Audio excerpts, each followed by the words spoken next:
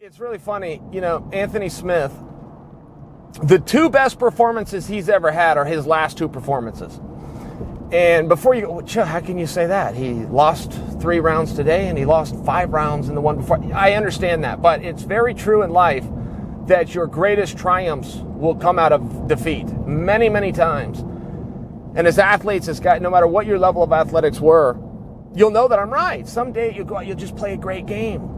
Your feet are moving, your head's in it, your reactions are that. You look at the scoreboard when times runs out, you didn't have as many points as the other guy. But you go, man, that was a good performance. That's the way I want to perform. It also goes the other way, where you'll get your hand raised and go in the back, be disgusted. Go, what happened? I was slow, I was sluggish, things just weren't firing. Anthony Smith, for me, just had his 2 best performances. And he got a mixed review. Of those 2 best, he lost 8 straight rounds.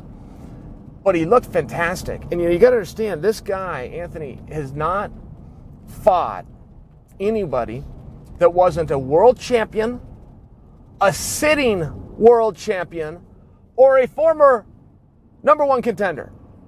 In 3.5 years, he has not been the main event in 3 years. Like 2 years and 8 months.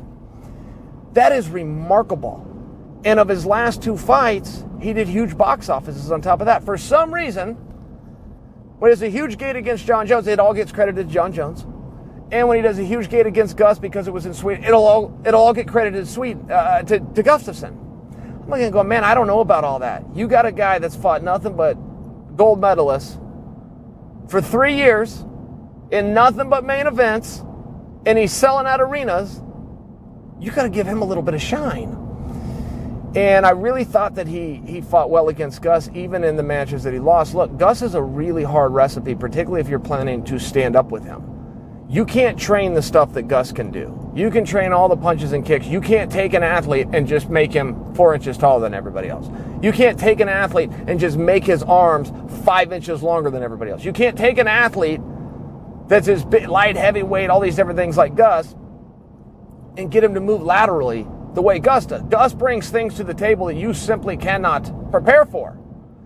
And Smith went out there and dealt with it. Whenever you got a long guy and you got a guy with movement, you only have one option, which is to go straight forward. If you ever back up, if you let him control the dance, it's going to go from bad to worse, right? You're starting out at bad, but it's going to go from bad to worse. So he comes out, he's charging him, he's marching him down. Smith's doing a pretty good job of slipping, and Gus is right on point. I mean, Gus is throwing punches and kicks. And the thing about Gus that's so troublesome, if you ever had to face him, is he's not really looking to knock you out.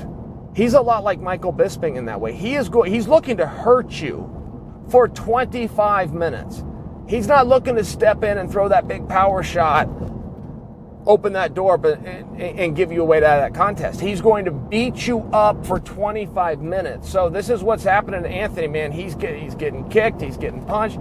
But then he starts slipping a couple shots. Then he starts landing a couple kicks of his own. You can tell he was what they call the feeling out process, but you could tell he was starting to feel it out. There just wasn't enough time left. Gus is just chalking these off, and Gus isn't slowing down. And when you watch that fight, there ends up being a big scramble. Anthony gets a takedown, and then Gus doesn't move. And I have to tell you, I do have a big concern here about Gus. I think that he's hiding something. I think that Gus is hiding something from the audience, that he's dealing with something. And I worry that it's something. I think he's either got a broken rib. I think maybe he's got a slipped disc. I think it's something big.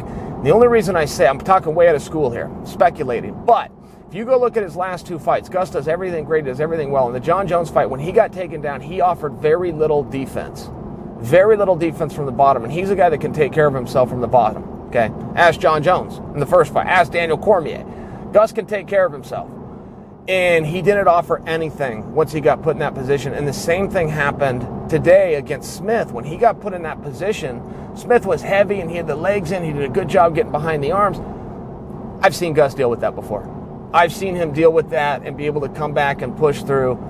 He behaved himself like an athlete that was exhausted and fatigued, but he wasn't. I mean, if you went back and you just watched the moments leading into that, he wasn't. Gus was moving well. He's a cardio machine. Everything was firing right until he gets put in that down position. And I really think that he's dealing with something. And maybe he took the Jones fight when he was I mean, that's the way it goes, right? You got a world title fight, you got to step out there and do the work. But maybe he jumped back into something. And if I think it's a rib. I've gone through a rib injury. I'm purely guessing, guys. But it will paralyze you in certain spots. It's very hard to move. It's very hard to get up. And it looked like that's what happened with Gus. But I mean, you saw two guys go out there. They fought hard. I really enjoyed the contest. And I don't really fault either one of them. Gus won a whole bunch of rounds. Smith won a big moment. Fair fight. Good fight.